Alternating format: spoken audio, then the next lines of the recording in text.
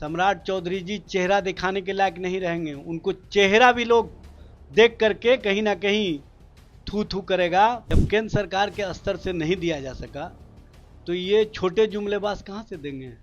बड़े जुमलेबाज तो पूरा नहीं कर सके। कहीं ना कहीं धर्म और भरम की राजनीति में फंसा करके बरगला करके अपने बच्चों को विदेशों में पढ़ाने का तरकीब निकालते हैं। ये लोग देश के दुश्मन हैं, देश के तोड़क लोग हैं, देश की एकता नहीं चाहने वाले लोग हैं। 19 लाख नौकरी का इन्होंने जो संकल्प लिया था 2020 के चुनाव में, उसमें 19 लोगों को नौकरी नहीं दे सके अपने सत्ता में रहते हुए। हमारी सरकार जितने दिनों तक रही, हमने सकारात्मक दिशा में नौजवानों के चेहरे पर मुस्कुराहट लाया, नौजवानों के भविष्य को बेहतर बनाया।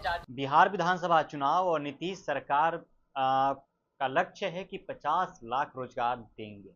डिप्टी सीएम सम्राट चौधरी का बयान है। वही सम्राट चौधरी ने कहा है कि राजद के शासनकाल में यानी 1990 से लेकर 2005 तक मात्र 94,000 रोजगार और नौकरियां दिया गया और हमारा लक्ष्य है कि 50 लाख रोजगार देंगे और अभी तक 10 लाख नौकरी दे चुके हैं।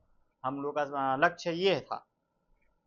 तो इस मुद्दे पर हम बातचीत करते हैं कि राजद के प्रवक्ता जो एजाज अहमद हैं क्या कहते हैं और क्या सोचते हैं कि 50 लाख रोजगार देने का लक्ष्य नीतीश सरकार पूरा कर पाएगी कि नहीं। चुनावी जुमला है, तो बातचीत करते हैं और जानते हैं। एजाज जी, डिप्टी सीएम सम्राट चौधरी का कहना है कि हमारा लक्ष्य है कि 50 लाख रोजगार देने के लिए, इसको आप लोग कैसे देख रहे हैं? देखिए, सम्राट चौधरी जी सबसे पहले तो ये बताएं कि 2014 से जो केंद्र सरकार ने वादा किया था कि हर साल 2 करोड़ नौकरी और रोजगार देंगे, 11 वर्षों में उन्होंने 22 करोड़ की जगह कितना दिया है? लगभग 8,50,000 के करीब नौकरियां दी है। जब केंद्र सरकार के स्तर से नहीं दिया जा सका तो ये छोटे जुमलेबाज कहाँ से देंगे? बड़े जुमलेबाज तो पूरा नहीं कर सके। और दूसरे 2020 के चुनाव में तेजस्वी जी ने जब कहा था कि 10 लाख नौकरी और रोजगार प्रथम कलम से हम देंगे, तो भारतीय जनता पार्टी ने जो एनडीए के साथ पार्टनर होकर के चुनाव लड़ रही थी, नीतीश जी के साथ थी, उसने वादा किया था कि 19 लाख नौकरी और रोजगार देंगे। 2020 से 2022 8 अगस्त तक सत्ता में भारतीय जनता पार्टी साझेदार थी। इन 2 वर्षों 2.5 वर्षों में इन्होंने 19 लोगों को नौकरी नहीं दिया। 19 लाख के वादा के बाद तेजस्वी जी 9 अगस्त 2022 से सत्ता में आए और 2024 जनवरी तक सत्ता में रहे। उन्होंने वादा जो किया था कि हम एक कलम से 10 लाख नौकरी या रोजगार देंगे, तो उन्होंने नीतीश जी से ही ये वादा लिया था कि सत्ता में हम तभी साझेदार बनेंगे जब आप हमारे 10 लाख नौकरी और रोजगार के मुद्दे पर हमारा साथ देंगे। नीतीश जी ने सहमति व्यक्त की। अब 15 अगस्त को जब गांधी मैदान के प्राचीर से घोषणा की गई तो नीतीश जी ने कहा कि 10 लाख नौकरी और 10 लाख रोजगार, और उस दिशा में महागठबंधन सरकार आगे बढ़ती रही। और आपने देखा होगा 5.5 लाख के करीब हम नौकरियां दिए, 3.5 लाख रिक्तियां छोड़ करके आए।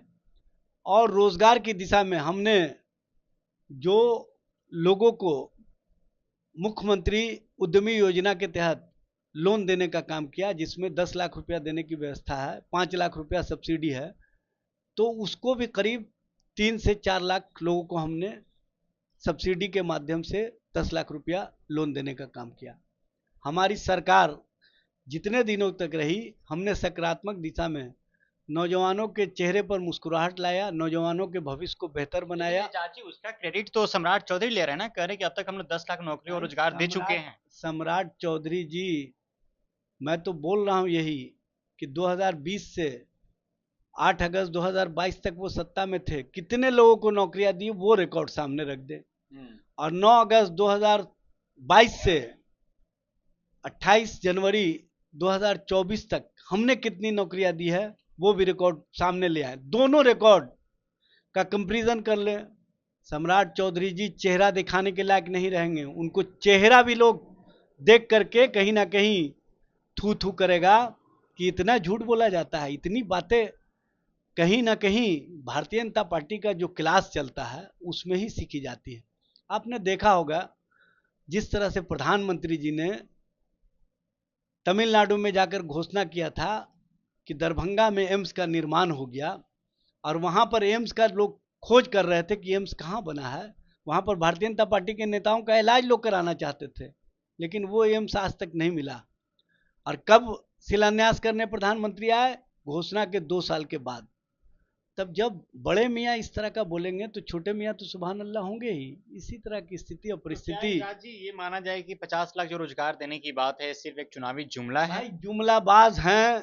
2 करोड़ हर साल नौकरी और रोजगार की बात करने वाले केंद्र में जब नहीं दे सके तो बिहार में कहां से देंगे? 19 लाख नौकरी का इन्होंने जो संकल्प लिया था 2020 के चुनाव में, उसमें 19 लोगों को नौकरी नहीं दे सके अपने सत्ता में रहते हुए। तो ये कहां से नौकरी देंगे? इन लोगों के डिक्शनरी में नौकरी नहीं है, इन लोगों के डिक्शनरी में नफरत है। इन लोगों के डिक्शनरी में जवान बच्चों को कहीं ना कहीं धर्म और भरम की राजनीति में फंसा करके, बरगला करके अपने बच्चों को विदेशों में पढ़ाने का तरकीब निकालते हैं।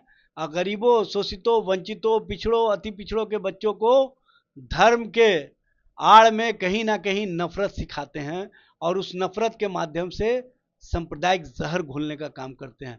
ये लोग देश के दुश्मन हैं, देश के तोड़क लोग हैं, देश की एकता नहीं चाहने वाले लोग हैं, देश के नौजवानों का भविष्य बर्बाद करने वाले लोग हैं।